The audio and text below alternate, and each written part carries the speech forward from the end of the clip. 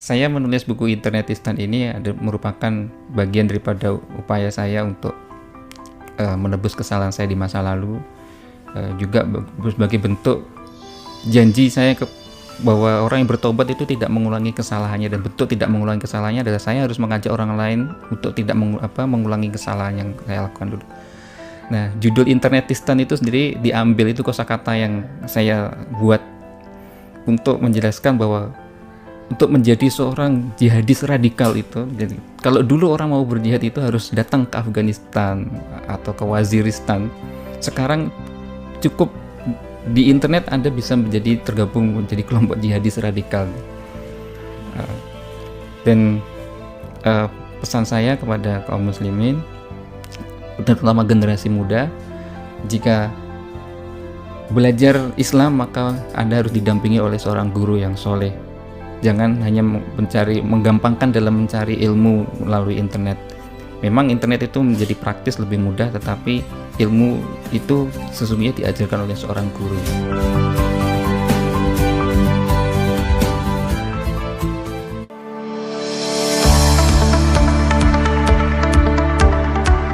Gerakan jihad adalah gerakan yang paling diuntungkan dengan adanya sosial media.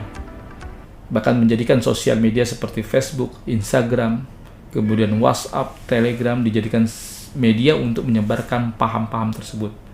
Jika dulu di era tahun 2000-an, 2003, 2004, kita sering mendengar adanya milis.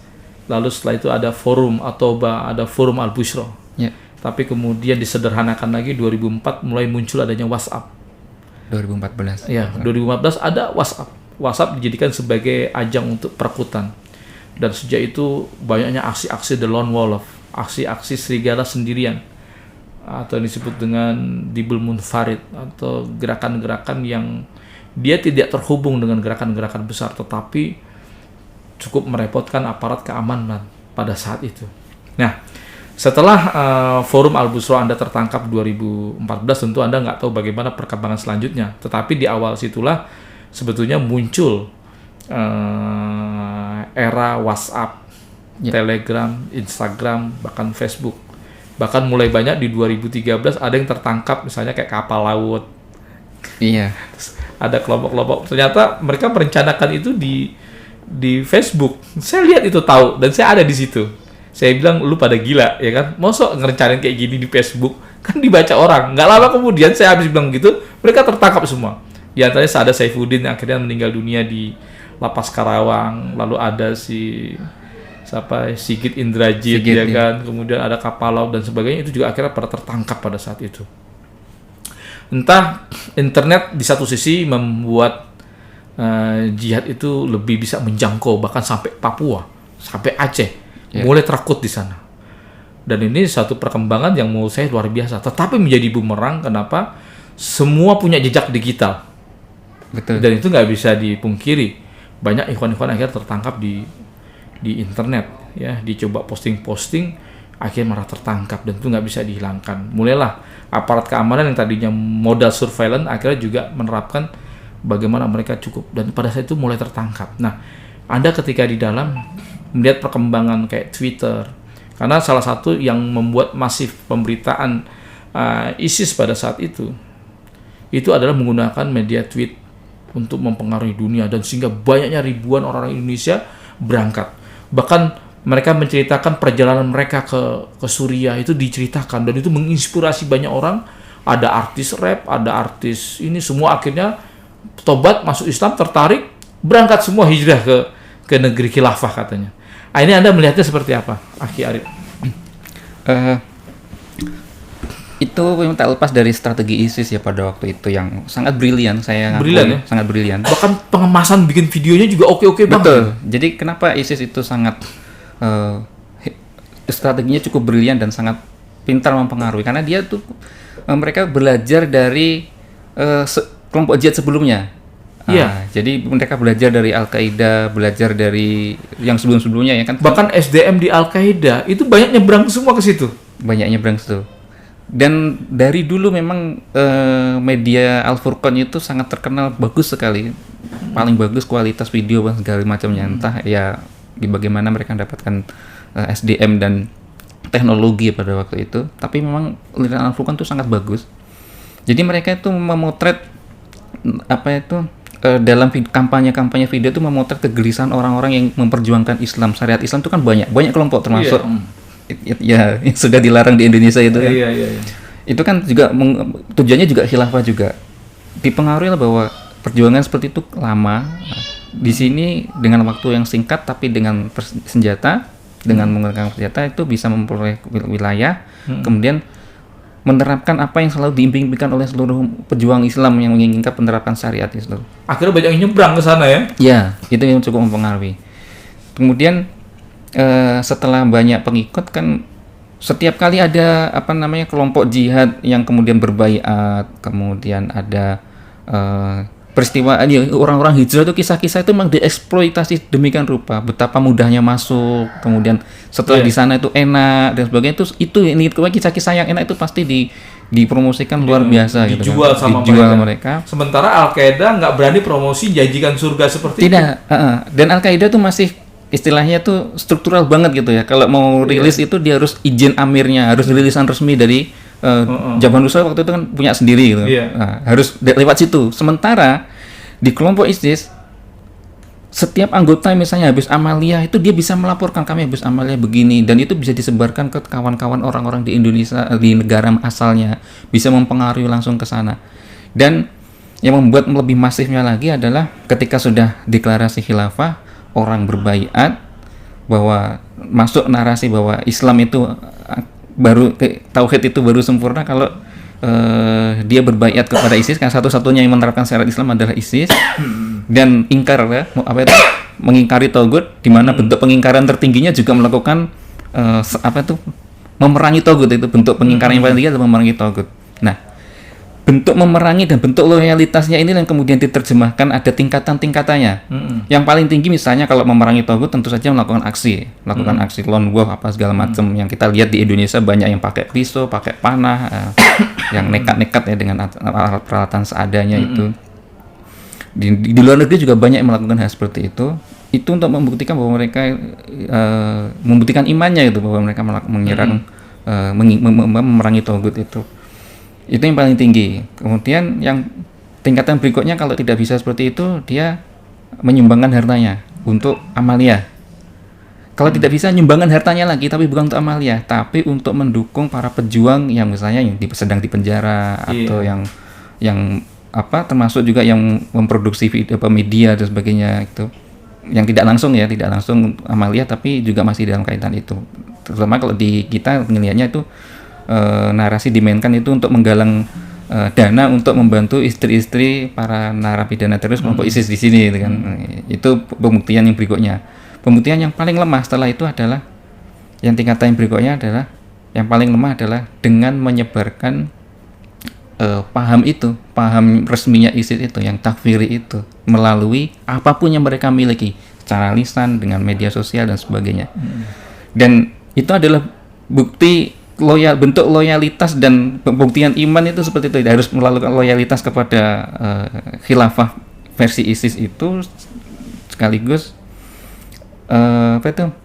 memerangi tauhid tadi itu, dan bentuk dalam melawan tauhid itu. Dan yang paling lemah itu adalah dengan menyebarkan paham takfiri versi mereka itu melalui media sosial. Itulah yang menjadi PR kita sampai hari ini. Mereka kan nggak pernah berhenti, mau mati situsnya akunnya hidup lagi, karena itu amal soleh bagi mereka, dan itu tingkatan terendah untuk membuktikan loyalitas dan keimanan mereka. Mereka nggak berani amaliyat, mereka nggak berani jihad. Betul. Mereka nggak punya uang untuk infak menolong keluarga asir. Iya. Mau nggak mau dia nyebarin secara masif ideologi dan paham itu. Nah, dan celakanya ini yang menjadi PR kita semua. Karena mereka itu yang paling masif mengisi lalu lintas internet dengan paham tauhid versi itu ya, tauhid versi takfiri itu. Kalau misalnya ada orang tobat dari dunia hitam ingin belajar Islam, dan mereka tidak mau belajar dengan guru, mereka nyari praktisnya lah. Kalau ikut kajian kelamaan nyari di internet, mereka misalnya klik tauhid misalnya. Karena yang membanjiri traffic itu adalah tauhid versi takfiri, bisa jadi algoritma mesin pencari akan mengarahkan kepada pasang itu. Kan ngeri jadinya. Jadi selalu saya sepakat dengan antum nih, kalau belajar itu Anda sebagai salah satu bisa internet itu, tapi bukan satu-satunya. Dan Anda memahami apa teks yang ditemukan di internet itu tidak boleh dengan akalnya sendiri, harus ada guru kan. Iya. Itu akan menjadi lebih selamat. Tapi kalau teori atau pertemuan itu dipahami dengan kemampuannya sendiri tanpa bimbingan guru, memang betul potensi sesat itu besar sekali di punya pemahaman yang sesat itu. Dan salah satu yang mengoreksi cara literasi saya itu kan. Ini jadi bentuk pertobatan antum. Iya. Ketika saya di penjara itu adik saya membawakan kitab Ta'lim Muta'alim. Oh iya. Gitu. Karya saya Azharuji itu. Ketika saya baca itu, saya merasa seandainya nih saya dulu dalam mencari ilmu itu pakai kaidah ini, mengikuti ini, saya tidak akan dapat pemahaman yang sesat, pemahaman yang salah. Betul. Karena kita kan kalau lihat di internet itu asal masuk di akal udah diikutin, itu kan kalau kita mengikuti itu tanpa guru kan, belajar tanpa guru itu begitu.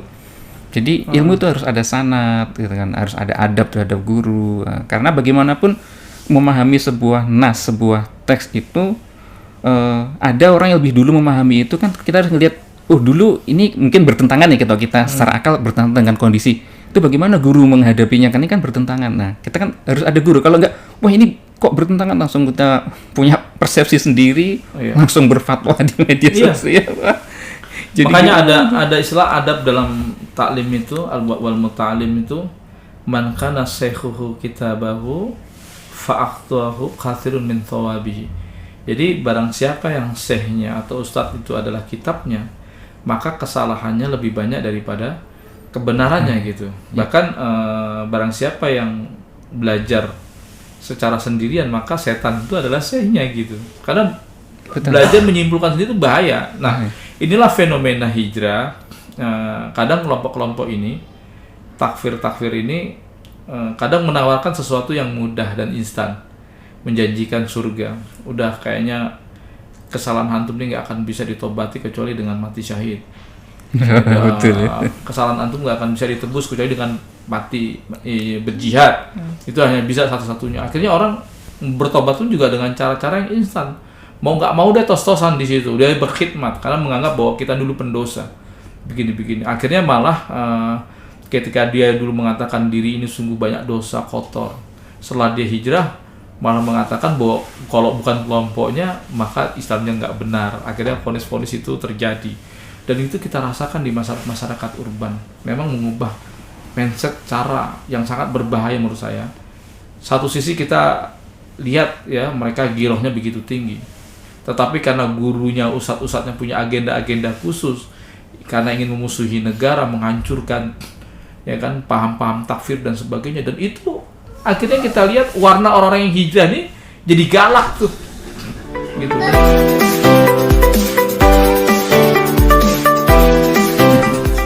Gitu. Nah itu jadi seperti itu. Betul. Antum melihat nih sebetulnya selama antum berinteraksi dengan kaitannya dengan internetistan ini, itu lebih banyak dominasi akar faham ideologi itu banyak dari mana? Bener nggak kalau saya katakan bahwa paham Wahabi ini menjadi sumber rujukan pertama, terutama di kalangan takfir loh ya. Betul nggak apa yang? Karena saya melihat di teks-teks Nejat itu banyak ajaran-ajaran takfir seperti itu. Ya, bahasanya memang bahasan dalam kajian-kajian di kelompok itu memang akan berputar di situ aja, tidak kemana-mana. Muhammad bin Abdul Wahab. Apa itu? Seperti Nawakidul Iman. Iya, Ad-Durrasaniyah itu juga? selalu apa? di lapas dimanapun itu ya kajiannya dari dulu ya itu aja, babnya juga itu. Referensinya Ad-Durrasaniyah lagi, ini takfir ini tak. Jadi dalam penyebaran paham di internet itu memang kebanyakan Muhammad bin Abdul Wahab kan, bukan Wahab bin Rustum. Bukan. Memang Muhammad bin Abdul Wahab kan. Saya baca Muhammad bin Abdul Wahab. Saya jadi takfir dulu itu juga Muhammad bin Abdul Wahab. Ya. Dan kalau dipelajari setelah mulai terbuka itu kan jadi mendapati bahwa sejarahnya itu Muhammad bin Abdul Wahab kan fatwa-fatwa mereka juga dipengaruhi dan geopolitik pada saat itu. Iya. Sedang memberontak kepada Turki Utsmani, sehingga tuduhan Turki Utsmani itu melindungi musyrikin lah, musyrik, ya seperti itu. Itu fatwa-fatwa itu di copy paste ya untuk zaman sekarang gitu. Kalau Turki Utsmani saja sudah dikafirkan, bagaimana Indonesia? Gitu kan, logikanya seperti itu. Akhirnya masuk akal juga, itu jadi referensi utama tuh. Dan itu kita nggak bisa pungkiri bahwa ajaran Muhammad bin Abdul Wahab ikut berkontribusi untuk penyebaran paham takfir itu. Ya. ISIS terutama itu. ISIS Muhammad bin Abdul Wahab pure. Kalau saya melihat yang paling asli pure 100% Muhammad bin Abdul Wahab itu adalah ISIS. Kalau yang Salafi sekarang dia masih belum nyentuh ad-durar ats-tsaniyah, sabilun najwa wal fikr fi muwalati ahli murtadin al-atraq. Terus kemudian ada kitab-kitab semacam Mustafid fi Tariqit Tauhid dan sebagainya. Dan itu semuanya Risalah Mana Tauhid, Nawaqidul Iman, itu Muhammad bin Abdul Wahab gitu. Jadi takfir hari ini tuh memang sampai ISIS itu buku-bukunya Syekh Al-Maqdisi dan sebagainya, itu semuanya pakai Muhammad bin Abdul Wahab, dan itu diakui sendiri oleh Syekh Al-Maqdisi bahwa memang membaca ad-durar ats-tsaniyah, kitab-kitab tidak barok, sikap tidak membenci, berlepas diri kepada orang-orang musyrik. Sebenarnya dituduh musyrik ini yang rajin tawasul, istighosah, ubadul kubur, tabaruk, itu disebut sebagai ubadul kubur yang hukumnya musyrik. Itu kalau nggak mengkafirkan mereka, kena kaidah man lam yukafir, au syaka fi kufra wa kafir. Pasti antum dulu banyak mengcopy paste dari mimbar tauhid wal jihad punya Al-Maqdisi. Tentang Al-Jami fi Thalabi Ilmi Syar'i. Itu kitab yang kerok yang menyebabkan polisi ditembak-tembakin. Karena sebagai bentuk yafur bi togut, dia nggak akan sah keimanan dia kalau dia nggak barok dulu kepada togut. Bagaimana cara barok kepada togut? Bagaimana kata yakfur bi togut? Maka dia harus memeranginya, memusuhinya. Akhirnya orang terpacu untuk amaliyat tuh. Ya, jadi itulah awal tauhid wal jihad itu di situ. Di situ kan. Betul. Terus antum sebarkan dong paham-paham itu di ini. Karena kan jadi dasar, karena bagaimanapun juga itu literasi juga, bacaan juga. Akhirnya dikaji oleh ikhwan-ikhwan itu. Akhirnya ikhwan-ikhwan itu punya legalitas syar'i, justifikasi pembenaran bahwa aksinya itu dibenarkan oleh Islam. Betul kan? Tapi secara pribadi saya mempertanyakan kenapa kemudian sasaran, misalnya dijadikan sasaran polisi itu menjadi tidak tepat. Jadi saya masih 100% sepakat bila narasi jihad pada waktu itu adalah melakukan persiapan pelatihan gitu kan. Idat ya. Tapi ada sebagian yang sudah mulai aksi. Nah, karena saya menjadi saksi juga bahwa dulu karena teman saya ada ini Hendro tadi ada di Poso, kan saya terkait dengan MIT karena dia ya, ketika itu. Ketika awal-awal mencarikan dana itu kan dia tuh bilang kami untuk pelatihan gitu kan. Iya, karena memang sebelum aksi kan dia pelatihan dulu. Iya, pelatihan. Tetapi saya ingat betul para donatur itu tiba-tiba tidak mau memberikan donasi lagi setelah bom bunuh diri Mapolres Poso. Oh gitu? Iya, karena ini sudah nggak benar ini. Katanya pelatihan tapi ternyata menyerang. Gitu. Banyak yang berhenti, tapi ada juga donatur yang justru semakin semangat. Nah, ini nih yang ditunggu-tunggu. Ada juga yang seperti itu. Jadi saya jadi saksi bahwa ada yang seperti itu. Jadi seperti itu. Jadi tidak sepenuhnya orang itu masih langsung sepakat dengan itu ya, dengan aksi menyerang polisi dan sebagainya itu sampai di taraf itu. Jadi paham-paham Wahabi itu masih menjadi bahasan ilmiah lah, dia masih ragu, masih ada perdebatan gitu kan, masih ini. Tapi ada juga yang udah meyakini yang seperti itu, ya itu yang justru yang benar. Benar seperti itu. Ada yang masih lebih semangat nyumbang setelah ada kejadian itu, ada. Jadi ya, ternyata gerakan jihad ini ikut pangsa pasar juga ya. Jadi kalau ada yang banyak dukung, lanjut. Kalau nggak banyak yang dukung, padahal kalau kita mau belajar sedikit ya, masalahnya ini kan terkait dengan fikih dalil dengan fikih realitas. Problematika para jihad di situ tidak bisa memadukan antara fikih dalil, ini ada paham dalil, ada athar, ada hadis, lalu ini ada realitas. Mereka sering tabrak realitas ini. Akhirnya Karena memang mereka nggak paham nih usul fikih nih. Biasanya kan ada kaidah misalnya dalam usul fikih itu darul mafasid muqaddamun ala jabil masoli. Mencegah kerusakan itu harus didahulukan daripada amalan mengambil maslahat itu gitu. Kita ingin mengambil maslahat jihad, tapi di satu sisi menimbulkan korban di kalangan kaum muslimin, menimbulkan bahaya, maka mencegah bahaya harus didahulukan. Ini teman-teman ini nggak belajar gitu, udah terjang terus aja. Tauhid wal jihad tadi, pokoknya pembuktian tauhid ya dengan berjihad itu. Dan musuhnya yang boleh dibunuh ya musuh-musuh tauhid.